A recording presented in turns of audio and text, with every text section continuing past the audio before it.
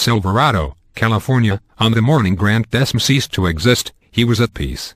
He spent years searching for serenity, convinced it was coming soon, next, now. It never did. Life was a blaring stereo, and he had become numb to its noise. The sound finally abated when he arrived here.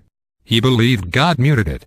So on Christmas Eve 2 years ago he and 7 other men marched into the church at St. Michael's Abbey and readied for a transition the church considered spiritual death. Grant Desmond would go by another name. His plain clothes would become a head-to-toe white habit.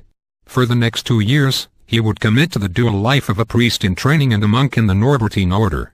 The naming ceremony bound him to the virtues of chastity, poverty and obedience.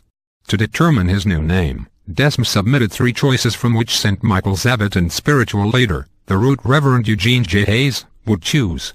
Desmond liked Paul, Lewis and Moses. None sounded right. Neither did Desmond's second round of choices. On his Vestition Day, he knelt before the Father Abbot Eugene, who handed him a copy of the Rule of St. Augustine. "And in our order," he said, "you will be called Matthew." 1 day later, Frater Matthew Desmond approached Father Abbot Eugene. For the rest of his life, people would call him Matthew. He wanted to know why.